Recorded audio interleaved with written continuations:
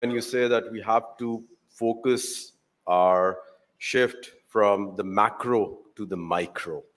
And my next question to Dr. Usman Chohan is that, given listening to all this conversation, what is the impact of the ongoing international economic turbulence on defining our economic frontiers?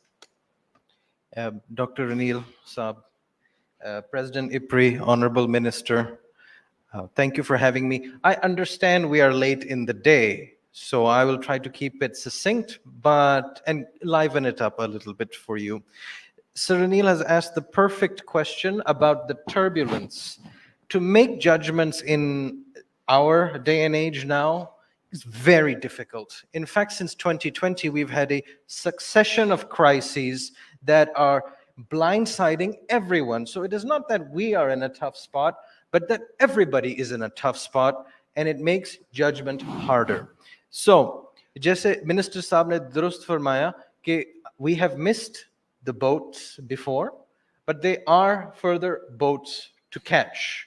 We don't need to think that we have missed every opportunity. But the difference is that I want the young people in the back to raise your hand if you have played a video game in the last 6 months. Raise your hands, please. So you know what it's like. Okay, you have a setting in the video game. और भी हाथ ऊपर हो रहे हैं, याद आ रही है video games. There's a setting in the video game, okay, easy, medium, hard. If we had done things right and continued them in the 60s, the video game would be easy and we would just keep it on. Then competition rose and things became complex, and the rise of the rest of the world. So it became medium level video game by the 90s. Now we are playing hard level game because of the turbulence, because competition is severe, because everybody understands how to do things. Minister Saab ne Uzbekistan ki misal di. बेशुमार और हैं जो अब game डाल रहे हैं, to use the colloquial term. And if we don't do it now, then by 2030s ये एक next level insane game होगी जो कि सिर्फ pro gamers खेल सकते हैं. वो हमारी बस की बात नहीं होगी. It is that difficult in terms of getting the economy set right, because there's one difference that I see in the grand cycle of things. That in 1970s we had a crisis similar today in terms of stagflation, wars, and all of that stuff. And then we had a long period of cheap energy and low interest rates, which made it a nice cruise we've had until 2020. And since then, what you're seeing is interest rates go up. You're seeing energy become expensive. And I don't think this is a short-term thing. Dr. Anil, I think that the 2030s will be paying for the sins of having had things so cheap for so long. That makes the video game hard in 2030. Now, there are some other forces you must keep in mind that make things harder. Supply chains are reorienting, and a lot of the discussion today was about how to get ourselves involved in the picture. But there's worse things. AI is going to decimate the freelancing stuff that we're counting on. In the IT stuff, we are often on the low end of the value chain. ChatGPT अकेले ही सबको बरतरफ कर देगा, मतलब I'll use a milder term. So it'll make it very hard. Climate change, which has been appropriately given emphasis today, is going to wither away the crops, change the crop timings, affect their yields. So if you're trying to play that sort of game going forward, it's going to be very hard. This is something to keep in mind. Now, conflict and uncertainty has been adequately mentioned too. It also makes us difficult for us to plan things in the future. And at the same time, as the honorable speakers have correctly mentioned, population growth is relentless. In the previous panel, 60 lakh. So we're triangulating from 3% of 240 million. So it's 60 lakh people per year. I have met many people with 8 or 9 kids because I do field work a lot.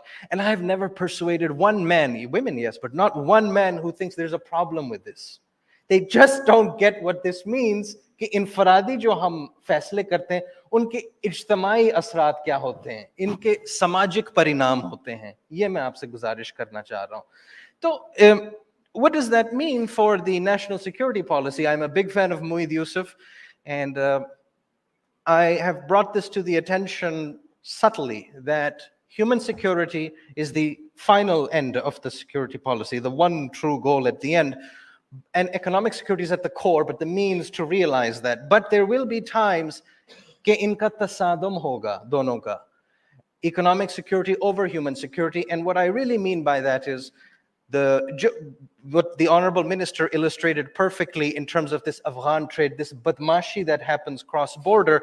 How do you deal with this? There's two important things that have been done. One is that we have announced the repatriation of the illegal aliens, some of which happen to be Afghans.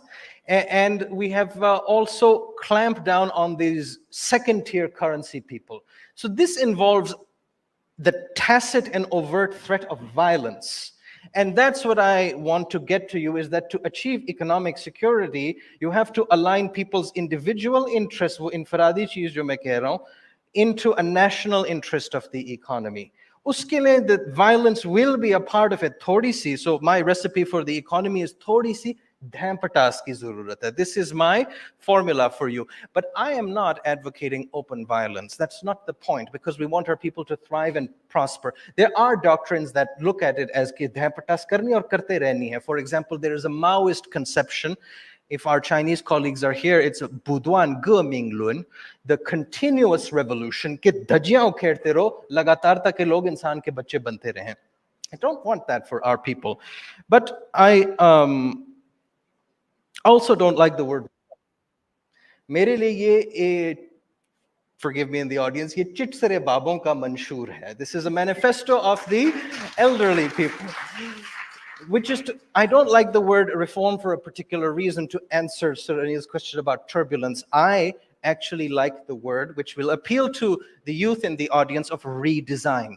Redesign is much more important because redesign has several elements. One, redesign is a continuous process. Two, redesign is an imaginative process. Three, redesign is a collaborative process. And redesign happens at all levels of society, starting from the very private things. कि जी आप cousin marriages के ऊपर जो है ना पाबंदी लगा दें कि आपका genetic material ठीक हो. From something very private like that. मतलब बच्चे किस किस्म के आप निकाल रहे हैं, that sort of thing. From the very private to the maximum, which is the design of transport in our society. Which is to say, why do we use certain modes of transport to move things around? To the infrastructure level, to the energy level, the big questions also get addressed. So redesigning is what I bring to you, and it's particularly important in a time of turbulence. Thank you very much, Dr. Usman, for your redesigned talk. Well, Dr. Usman, 1 minute response to what do you think, what is the role of the national governance models in driving entrepreneurship in Pakistan? It's a tricky question to put in a minute, sir, but the most important thing for the innovative folks is to be allowed the capital, just as Zafar Saab ne durust farmaya, and the freedom. And the freedom goes back again to what Zafar Saab says about the education. So, हमें एक आज़ादाना रवैये से इस मुल्क को तामीर करना है, एक आज़ादाना सोच के साथ, a freedom that lets them make mistakes and then get back and learn from them and thrive. The governance model does not facilitate this, whether in terms of allocating capital to talent or having the freedom to make mistakes and do better things. So because we are a young country, the governance model must reflect the dynamism that we are uniquely endowed with, sir. Thank you very much.